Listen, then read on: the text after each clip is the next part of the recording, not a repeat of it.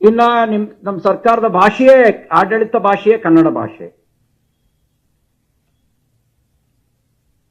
ಶಿಕ್ಷಣ ಇಲಾಖೆ ಮಾನ್ಯ ಸಚಿವರು ಸಾರ್ವಜನಿಕವಾಗಿ ಗೊತ್ತು ಮಾಡಿದ್ದಾರೆ, ನಂಗೆ ಕನ್ನಡ ಓದಕ್ ಬರಲ್ಲ ಅಂತ ಹೇಳಿ.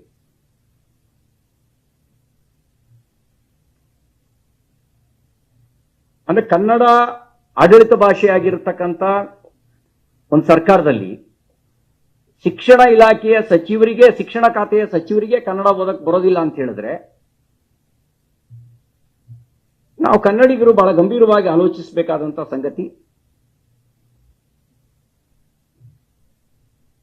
ನನಗನ್ಸುತ್ತೆ ಶಿಕ್ಷಣ ಖಾತೆ ಸಚಿವರಿಗೂ ನೀವು ಗ್ರೇಸ್ ಮಾರ್ಕ್ಸ್ ಕೊಟ್ಟಂಗಿದೆ.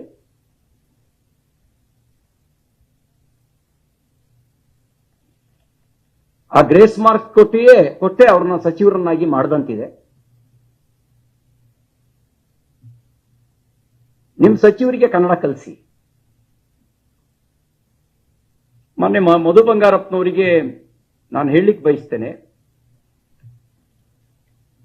ಕರ್ನಾಟಕದಲ್ಲೇ ಹುಟ್ಟಿ ಕನ್ನಡದ ಪರಿಸರದಲ್ಲೇ ಬೆಳೆದು ಕನ್ನಡಿಗರೇ ಆಗಿ ಕನ್ನಡ ಓದಕ್ ಬರೋಲ್ಲ ಅಂತ ಹೇಳೋದು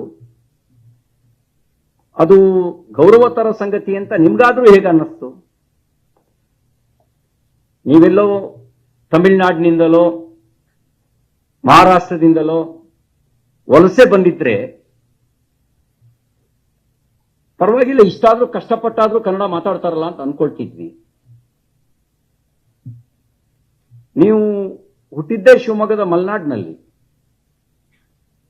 ಅದರಲ್ಲೂ ಬಂಗಾರಪ್ಪನವರು ಸುಪುತ್ರರು ತಾವು. ಕನ್ನಡ ಬರೋದಿಲ್ಲ ಅಂತ ಹೇಳೋದು ಯಾರಿಗೆ ಗೌರವ ಕೊಡುವ ಸಂಗತಿ? ಅದಕ್ಕೆ ನಾನು ಮಾನ್ಯ ಮುಖ್ಯಮಂತ್ರಿಗಳಿಗೆ ಬಯಸ್ತೇನೆ, ಕನ್ನಡ ಬರುವ ಮತ್ತು ಶಿಕ್ಷಣದ ಭಾಷೆ ಅರ್ಥ ಆಗುವ. ನೀವು ಶಿಕ್ಷಣದ ಭಾಷೆ ಅರ್ಥ ಆಗದೆ ಇದ್ದವರಿಗೆ ನೀವು ಅಬ್ಕಾರಿ ಖಾತೆ ಸಚಿವರು ಮಾಡಿ, ನಮ್ಗೇನು ಬೇಜಾರಿಲ್ಲ. ಆದ್ರೆ ಶಿಕ್ಷಣದ ಭಾಷೆ ಅರ್ಥ ಆಗ್ತಕ್ಕಂಥ